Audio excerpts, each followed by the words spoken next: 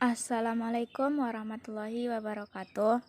Perkenalkan, kami dari kelompok 1 akan mempresentasikan hasil dari kelompok kami, yaitu tentang Ejaan Bahasa Indonesia atau EBI.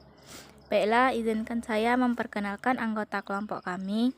Yang pertama, saya sendiri, Yola Alpiani dengan nomor NIM 2138004. Yang kedua, Nilam Sari dengan nomor NIM 2138005. Yang ketiga, Selvina Fitri dengan nomor NIM 2138042. Yang kelima, Muhammad Al-Fikri dengan nomor NIM 2138049. Yang keenam, Cici Oktavia dengan nomor NIM 2138031 dan Guspitalina dengan nomor NIM 2138032. A. Landasan teori. Ejaan merupakan penggambaran lambang-lambang bunyi, ajaran, dan interrelasi antar lambang dalam suatu bahasa. Ejaan mengalami tahap perkembangan. Sebelum ejaan yang disempurnakan, ejaan telah mengalami perubahan berulang kali, yaitu perubahan ejaan Van Ophuijsen pada tahun 1901, kemudian ejaan Republik Sowewandi pada tahun 1997, baru kemudian ejaan yang disempurnakan yang diresmikan pada tanggal 16 Agustus 1972. B. Sejarah singkat ejaan bahasa Indonesia. Ejaan ditinjau dari dua segi, meliputi segi khusus dan segi umum. Secara khusus, ejaan dapat diartikan sebagai perlambangan bunyi-bunyi bahasa dengan huruf, baik berupa huruf demi huruf maupun huruf yang telah disusun menjadi kata, kelompok, kata, atau kalimat. Yang pertama, ejaan Van Option. Ejaan Van Option ditetapkan pada tahun 1901 dan diterbitkan dalam sebuah buku kitab logat Melajui dan mulai berlaku. Ejaan tersebut disusun oleh C.H. Van Option yang dibantu oleh Engku Nawawi, Gelar Sultan Mahmud dan Muhammad Taib Sultan Ibrahim. Yang kedua, ejaan Republik atau ejaan Sowewandi. Ejaan Republik disusun oleh Mr. Sowewandi. Penyusunan ini dimaksudkan untuk menyempurnakan ejaan Van Option dan diresmikan dan ditetapkan berdasarkan Surat Keputusan Menteri Pendidikan, Pengajaran dan Kebudayaan Republik Indonesia nomor 264 tanggal 19 Maret 1947 dan diresmikan dengan nama Ejaan Republik. Yang ketiga, ejaan yang disempurnakan.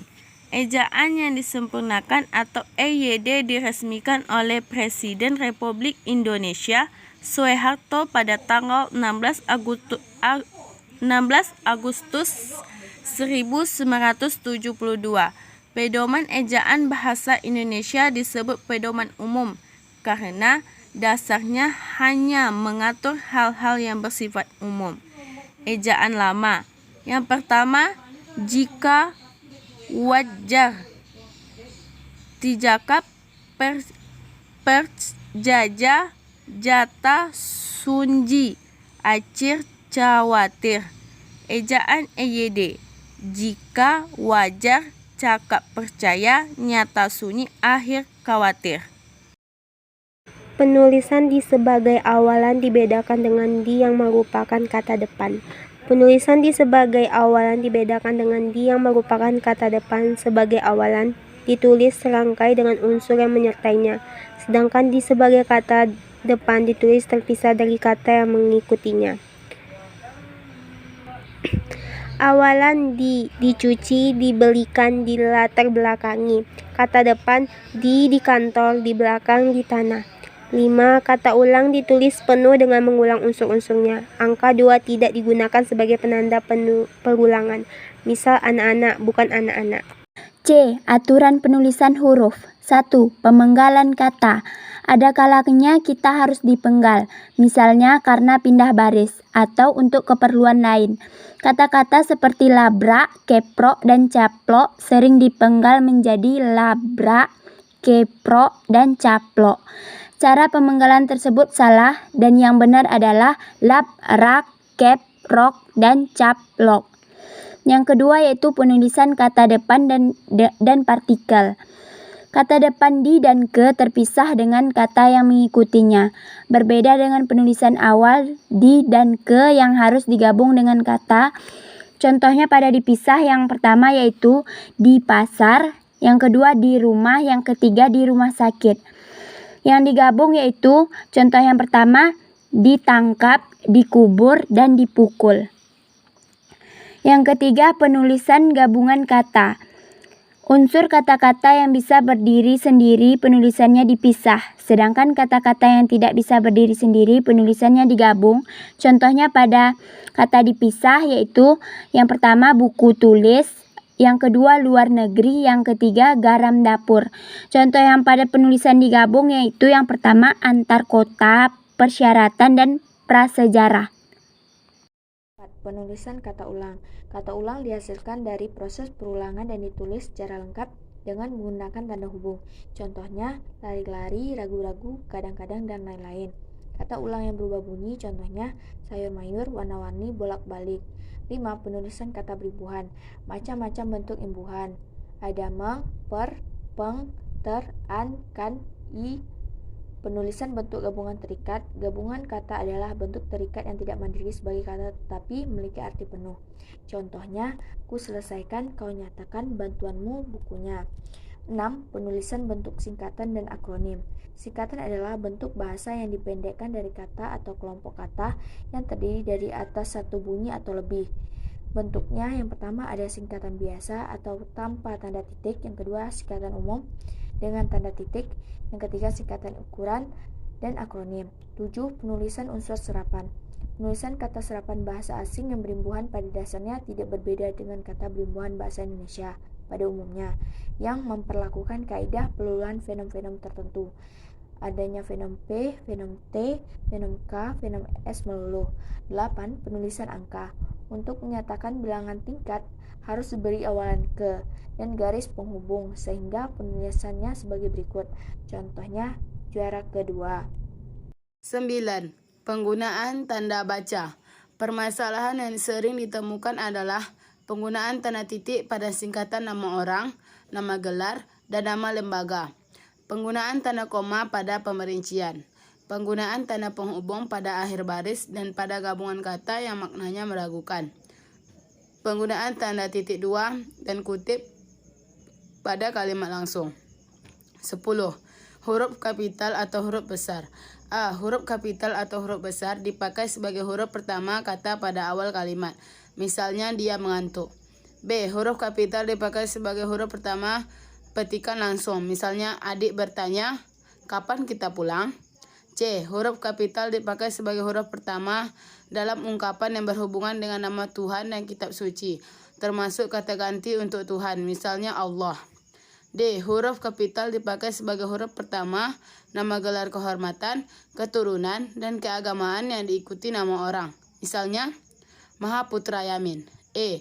Huruf kapital dipakai sebagai huruf pertama unsur nama jabatan dan pangkat yang diikuti nama orang atau yang dipakai sebagai pengganti nama orang tertentu, nama instansi, atau nama tempat, misalnya Wakil Presiden Adam Malik. F. Huruf kapital dipakai sebagai huruf pertama unsur-unsur nama orang, misalnya Amir Hamzah. G. Huruf kapital sebagai huruf pertama nama bangsa, suku, dan bahasa, misalnya bangsa Indonesia. H. Huruf kapital dipakai sebagai huruf pertama nama tahun, bulan, hari, hari raya, dan peristiwa sejarah, misalnya bulan Agustus dan hari Natal. I. Huruf kapital dipakai sebagai huruf pertama nama geografi, misalnya Asia Tenggara Kalibrantas. J. Huruf kapital dipakai sebagai huruf pertama semua unsur nama negara, lembaga pemerintahan, dan ketatanegaraan, serta nama dokumen resmi kecuali kata seperti dan misalnya Republik Indonesia. K. Huruf kapital dipakai sebagai huruf pertama setiap unsur bentuk ulang sempurna yang terdapat pada nama badan, lembaga pemerintah, dan ketatanegaraan serta dokumen resmi, misalnya Perserikatan Bangsa-Bangsa. L. Huruf kapital dipakai sebagai huruf pertama semua kata, termasuk semua unsur kata ulang sempurna di dalam nama buku, majalah, surat kabar, dan judul karangan kecuali kata seperti di, ke, dari dan untuk yang tidak terletak pada posisi awal. Misalnya, saya telah membaca buku dari Ave Maria ke jalan lain ke Roma. M. Huruf kapital dipakai sebagai huruf pertama unsur singkatan nama gelar, pangkat, dan sapaan. Misalnya doktor, doktor. Dr. Doktor. N. Huruf kapital dipakai sebagai huruf pertama kata penunjuk hubungan kekerabatan seperti bapak, ibu, saudara, kakak, adik, dan paman yang dipakai dalam penyapaan dan pengacuan. Misalnya, kapan bapak berangkat? Tanya Harto.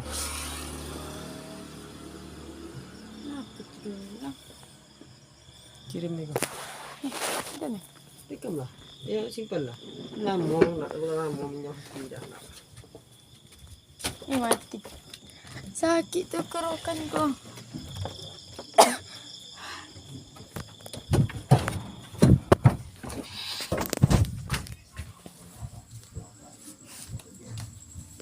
Tim Gabungan Penyidik Peristiwa